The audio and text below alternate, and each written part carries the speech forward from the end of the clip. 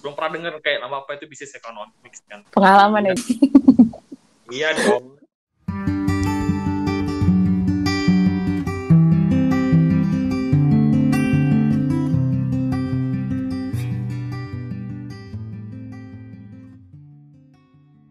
Hello guys, welcome back to podcast yang dibuat oleh Best Association.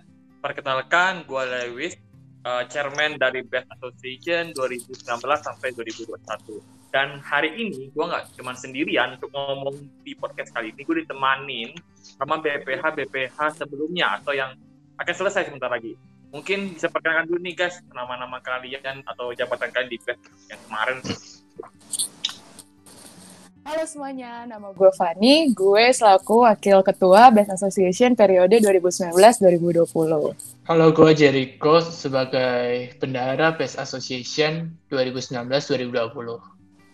Halo, gue Kalista yang muncul di Podconomics 3. Gue sebagai Sekretaris Best Association 2019-2020. Nah, ini guys, ada hal unik nih dari BPH kami nih. Ya, si Jericho ini ada sedikit spesial ya, jabatannya bendahara, tapi dia bisa merangkap sebagai SA atau SHR atau juga bisa menjadi kayak ketua. Kayak unik gak sih guys, kayak dia kita bahas nih kayak cari solusi misalnya nih kayak A, kita gua panik sama kata B-nya A, tapi tiba-tiba dia pilih B dan tiba-tiba kami juga ikutin dia nih kayak si B benar juga ya sih, jadi kayak aneh ketuanya gitu ya, gua atau dia gitu ya.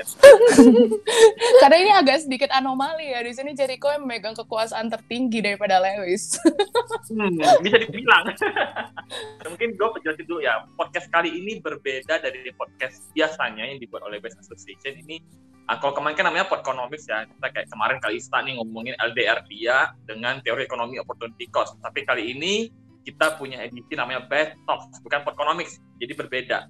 Yang dimana podcast ini akan mengulas tentang aktivitas mahasiswa atau mahasiswi S1 Business Economics di Universitas Prasetya Mulia.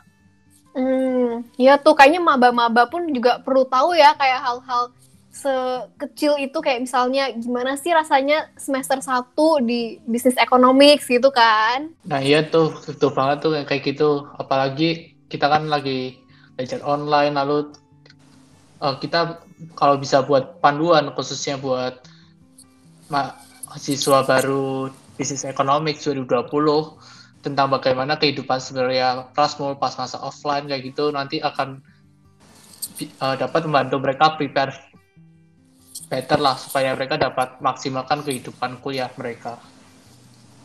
Nah, iya, tapi di dalam Best Talks kali ini topik kita itu adalah Association Insider, itu mengulas mengenai perjalanan kita ke pengurusan Best Association dari tahun lalu Agustus 2019 sampai tahun ini yaitu Juli 2020, kayak lika-likunya, gimana kita melatih kesabaran kita, gimana kita melatih emosi kita, jadi kayak banyak kali deh lika-likunya gitu deh. Nah jadi kayak buat lebih dalam nih jawabannya nih, sudah ada beberapa pertanyaan atau frequently asked question dari pengurusan baru yang bakal kita jawab pada segmen ini atau di podcast kali ini. Jadi pertanyaan pertama akan gue tujukan kepada Kalista nih, Kal. Jawab, Kal. Baik. Apa aja sih yang paling susah nih dihadapin lu nih sewaktu mengurus sebagai sekretaris Best? Kayak apa sih yang buat lu stres dah gitu aja deh. Kalau gue nih ya, selama menjabat di Best kan gue juga menjabat sebagai advisor divisi gitu kan. Kalau gue sih stresnya lebih ke orangnya ya. Kalau misalnya kayak orangnya batu lah, susah terima opini orang, atau mungkin kayak mageran gitu, bikin pala gue pusing gitu. Nggak cuma nyusahin kita-kita yang jadi advisor divisi, tapi juga organisasi gitu kan, jadi mundur semua gitu. Betul banget sih kalau kata Kalista. Mungkin kalau Kalista itu lebih ke personality-nya, kalau menurut gue itu lebih ke work ethic ya kali ya. Walaupun semua orang punya cara gaya kerjanya yang beda-beda, tapi semuanya tetap kerja dalam satu kepengurusan. Jadi mau nggak mau harus ada beberapa adjustment yang beberapa orang juga perlu bikin. Dan menurut gue hal-hal yang kayak gitu itu nggak mudah buat dilakuin.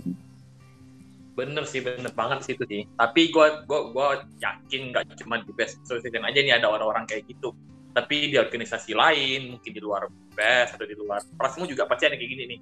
Dan udah deh, mungkin untuk mempersingkat waktu langsung aja kita ke pertanyaan kedua yang akan gue tujukan kepada Fani nih.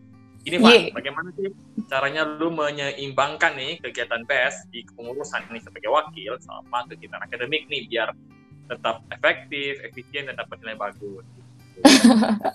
Kalau diajarin dari matkul personal development di semester 1 ya, itu sebenarnya ada 2 cara utama, yaitu time management dan priority list. Ya pastinya time management ya lu bisa atur mana yang lebih lu mau bakal invested lebih, dan priority list itu nentuin apa yang lebih penting buat lu. Tapi kalau buat gue sendiri, gue bakal tambahin ada yang namanya fake deadline. Fake deadline itu kayak misalkan tugasnya itu due next week, tapi buat gue sendiri tugasnya itu udah harus kelar minggu ini. Jadi semuanya udah selesai dan bisa gue atur sedemikian rupa biar semuanya itu bisa lebih efisien dan efektif. Jadi intinya kalau bisa selesai sekarang ya kenapa harus diundur-undur? Gue setuju sih, tapi kayaknya gue harus belajar nih, karena kan gue 2 periode, ada 1 tahun lagi ke depan nih. Dua-duanya kan penting kan ya. Tapi emangnya apa sih kayak keuntungan untuk ikut organisasi-organisasi atau kepanitiaan, terutama di BES Association ya? Kalau keuntungan ikut organisasi menurut gue itu yang pertama mendapat koneksi. Jadi apalagi kita kan program studi Business Economics itu satu angkatan cuma 1 kelas ya. Dan masa lu 4 tahun kuliah koneksi lu cuma 1 kelas itu doang. Kan kurang banget. Nah makanya itu gimana sih nambah koneksi? Ya dengan ikut kepanitiaan atau kepengurusan. Lu jadi bisa dapat koneksi lah dengan teman-teman dari program studi lain ataupun teman-teman kelas yang satu program studi.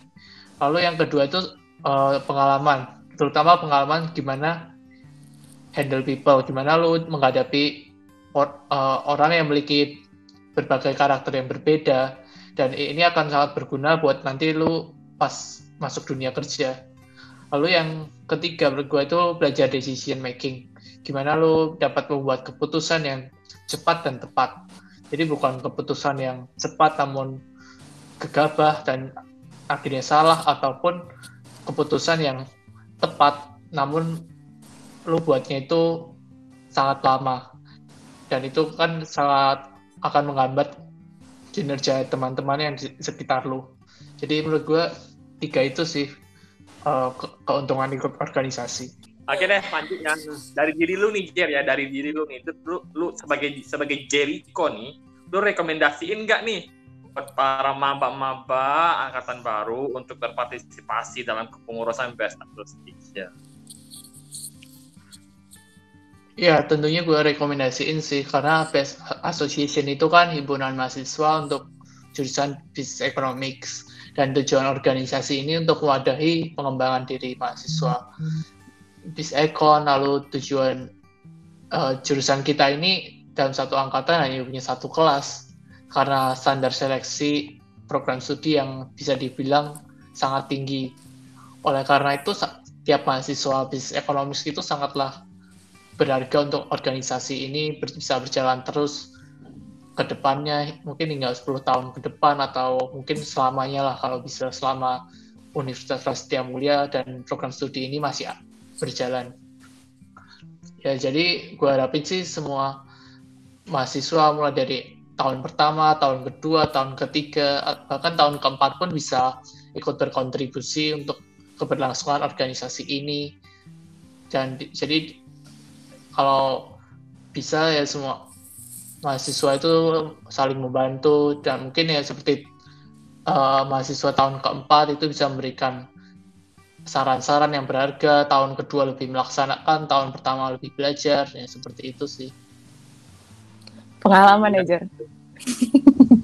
Iya dong, kan kita membawa nama jurusan kita ya, Business Economics nih, biar lebih terkenal dan juga ya dikenal deh sama anak-anak Prasmul dan luar Prasmul, terutama unit-unit luar yang baru belum pernah dengar kayak nama apa itu Business Economics kan.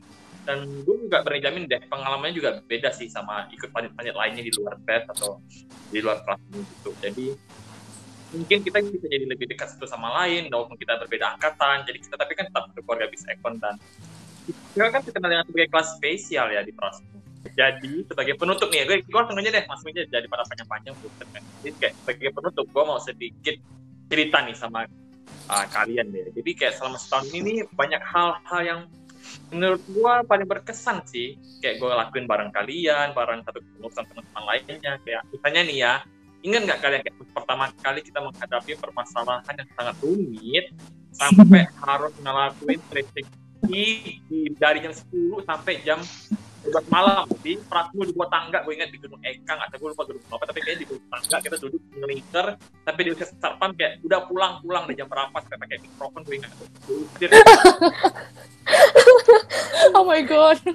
dan itu cuma untuk menyelesaikan permasalahan itu kita ngundang SA, kita ngundang advisor best ya kayak dari BPH sebelumnya, lalu kita kumpulkan semua anggota, kita tanya untuk apa masalah yang kita belak-belakan deh semuanya deh, kayak banyak terjadi hal-hal yang tidak terduga tapi kayak akhirnya hal ini diselesaikan secara damai dengan intinya tersampaikan. Jadi kayak gue bisa belajar, gue belajar untuk bersabar dan berbicara dengan benar nih, ya nggak iskom lagi ya kayak Aduh, nggak bisa. Kalau kalian dari kalian gimana nih? Oke, mungkin Fanny deh dulu.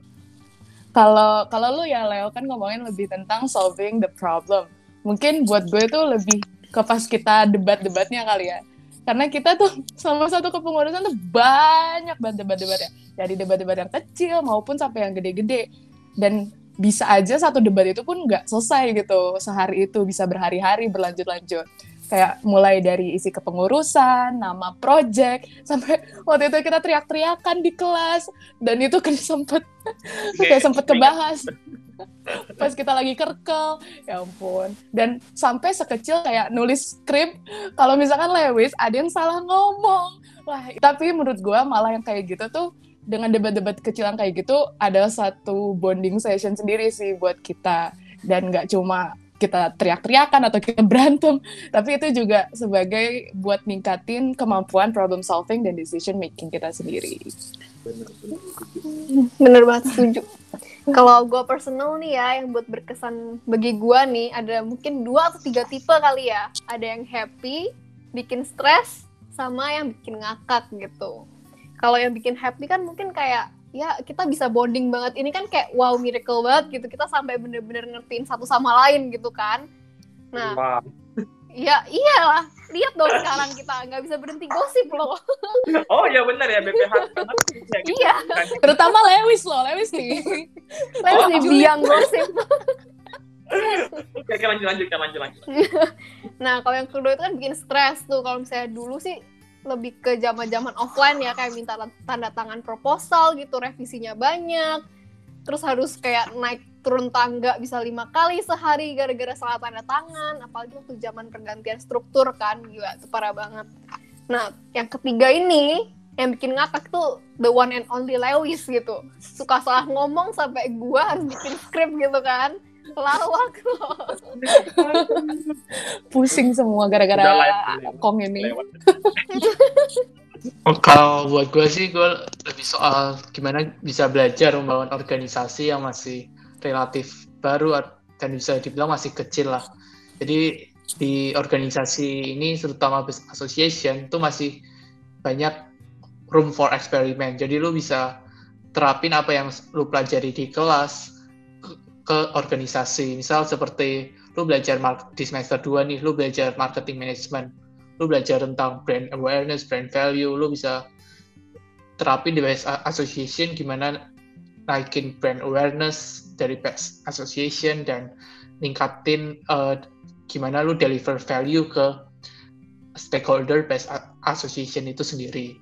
Lalu misal contoh lain di semester 4 lu belajar organization theory, lu bisa coba terapin gimana sih membangun organisasi yang baik dan sistem organisasinya itu dapat mengakomodasi semua karakter yang ada di Best Association itu sendiri. Jadi lu bisa tahu mana teori yang bisa diterapin secara real dan teori mana yang mungkin masih perlu dipikirkan lagi untuk diterapin, dan akhirnya itu nanti bisa berguna untuk kalian pas masuk dunia kerja. Jadi lu belajar bukan hanya teori, kamu juga bisa belajar gimana menerapkan teori itu dan menjadikan itu sebagai praktek yang sangat berharga, terutama di PES Association itu sendiri. Mungkin terjawab sudah nih ya semua FAQ atau pertanyaan yang sudah diberikan kepada kita nih gitu. Jadi semoga ini memberi insight gitu ya kepada para pendengar dan kepengurusan selanjutnya. Juga kita mau say thank you ke semua anggota kepengurusan BES Association untuk periode tahun ini 2019-2020. Terima kasih dan sampai jumpa lagi di BES Talk selanjutnya. Bye-bye! Bye-bye. Bye-bye!